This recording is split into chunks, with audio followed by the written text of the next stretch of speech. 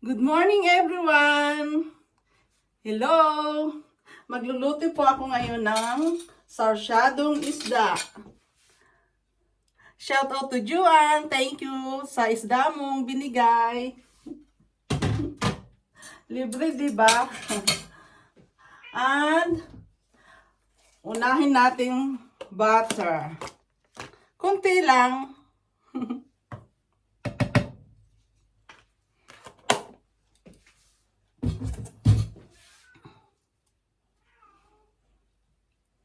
O, diba mainit na yung pan.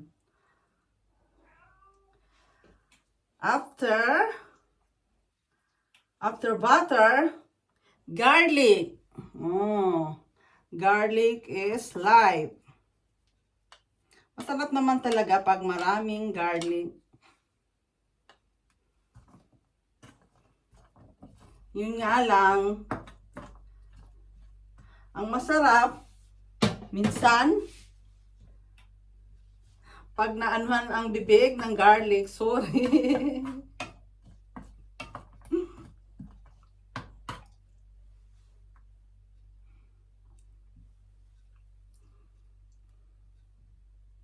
Sabay-sabay na natin guys para mabilis.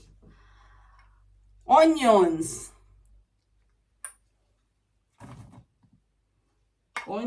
Marami tayo. Huwag tipirin. Kasi libre na ang isda, kailangan ang mga ingredients hindi natipid.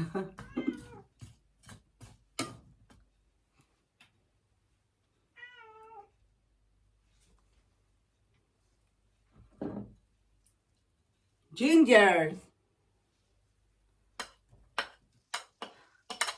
Medyo tipid ang ginger kasi mahal.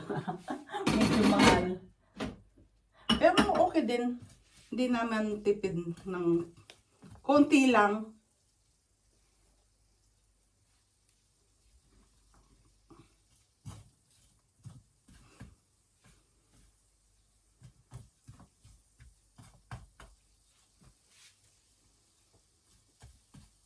Guys, my son, nagsabi siya na Mama, gumawa ka ng video na about sa kitchen.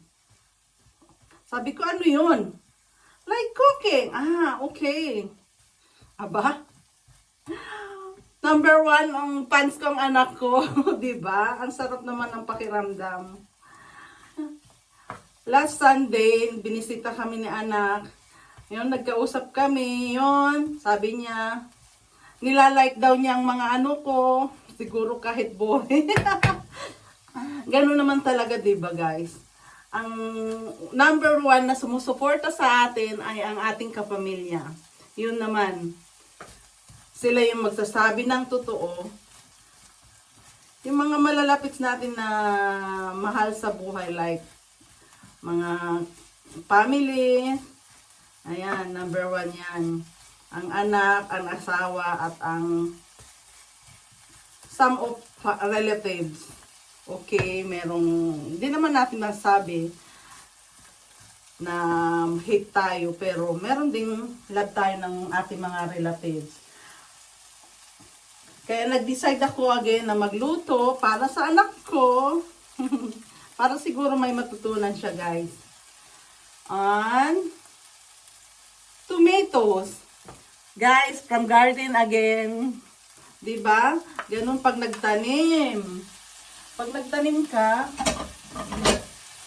meron tayong aanihin. O diba? Makakatipid na lalo. Hindi mo na bibilhin.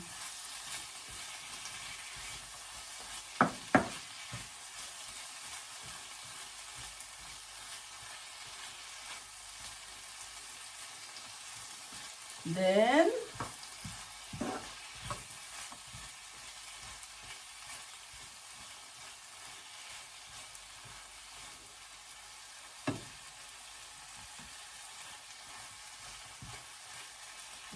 one glass of water. Pwedeng dagdagan. Dagdagan ko mamaya. Pag halimbawa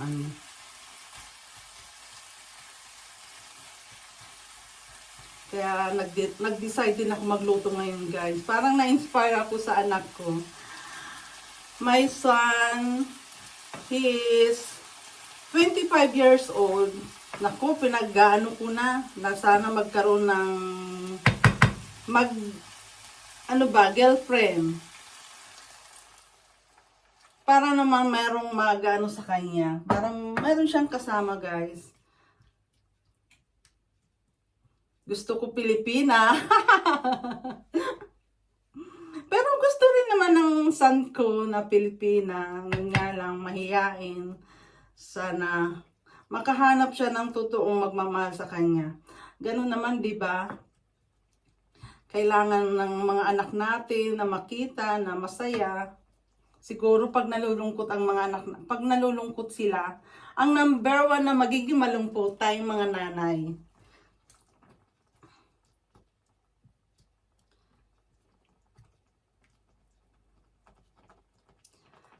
Guys, kumukulo na yung water. Tapos dagdag ko na yung ano ba to? Fish sauce. Yung isdang ano, ayan. Parang yung ginawang, yung parang bagoong isda. Ay, bagoong isda nga yan, galing sa bagoong isda. Para magkalasa. Ayan, kumukulo na. Tapos, garlic powder. Diba guys? Oh, hindi halatang mahilig sa garlic powder. So, hindi mahalatang mahilig sa garlic. Huwag na natin tipirin kasi libre na ang isda. At titipirin pa natin ang ingredients naman. Buti na lang, meron tayo friendship dito sa Germany. Yun din ang kagandahan, ang pakikipagkaibigan.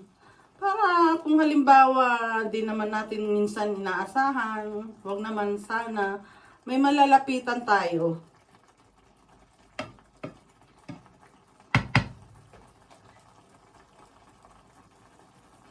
Lagay ko na rin yung black pepper.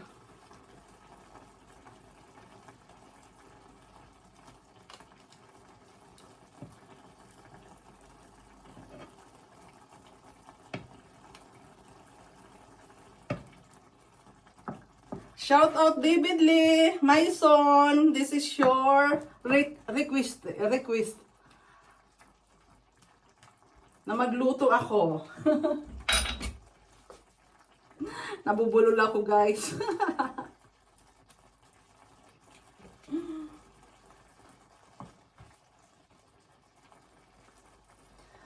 Then,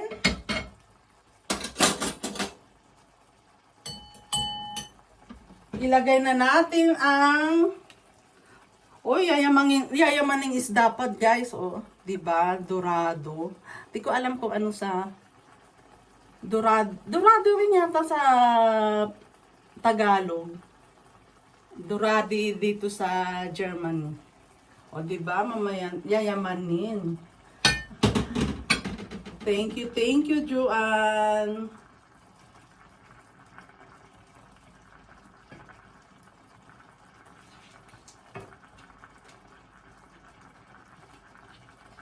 This is my first time na magawa ng sarsyadong isda.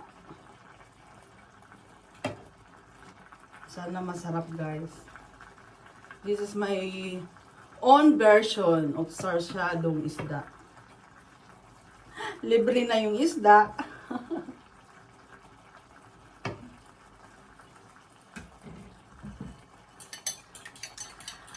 At saka eggs, 2 eggs. Meron na ako nilagay na salt. Kaya, okay na.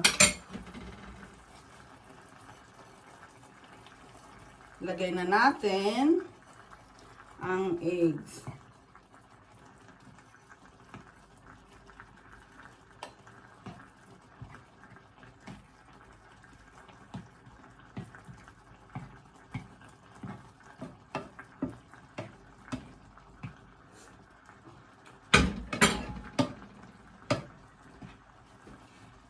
Pahinaan natin, guys.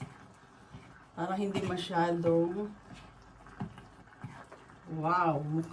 It look like, yummy. Hindi ko pa natitikman. Mukhang masarap na, guys. Syempre, luto ko. Love your own. Para sa akin, masarap na siya, guys. Kasi, di ba, kung idadaw mo sarili mo, Diyos ko po, paano ka mamahalin din ng ibang tao kung ikaw mismo sa sarili mo idadaw natin?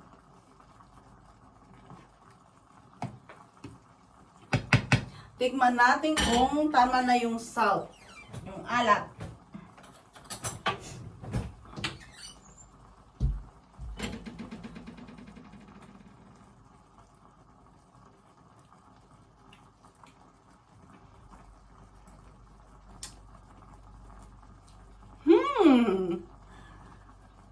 Parang mukhang mula nung nagluto ako, guys,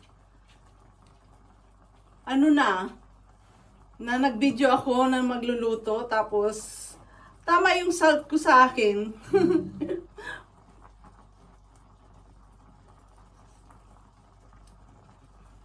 Yum! Yummy, yummy. Pero si asawa mahilig kasi sa salt eh. Lagyan natin ng konting asin. Ulit. Guys, sabi nila, kailangan para maging masarap ang pagkain, niluluto mo, haluan mo ng happiness. Tapos yung love.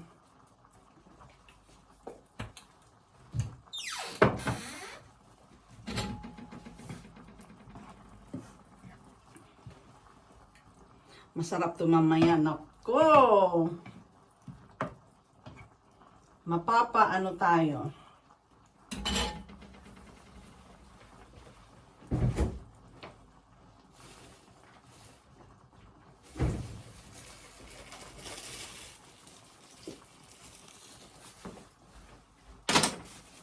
Guys, yung spring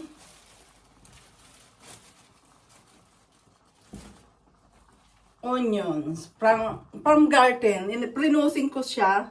Kaya ganito siya. Nilabas ko medyo maaga. Pero okay lang para o di ba? Para magkakulay siya.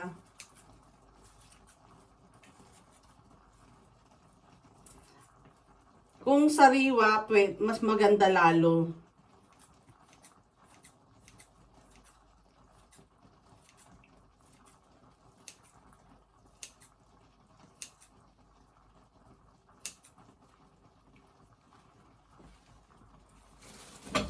Ilagay ko na lahat kasi hindi mo na pwedeng ibalik sa ref.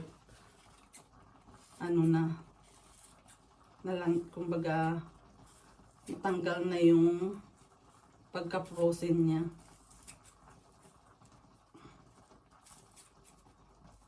Ganito pag nagtanim ka sa summer at marami, pwede mo siyang ilagay sa frozen para may magamit ka kung kailangan. Hindi ba? Hindi ka nabibili.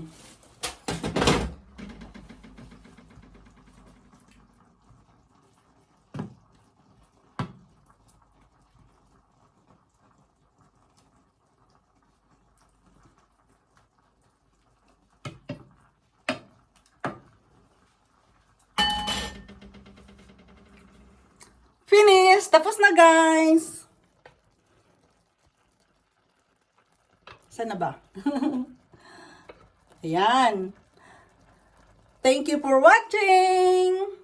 Masarap to sa pagkain na may rice. Ayan o, diba? Mapapalaban tayo. Naku, ang diet ko, guys. Paano ba yan? Malapit na mag 1 week nung diet-dietan ko. Naku, doon ako masisira yata. Sorry, guys.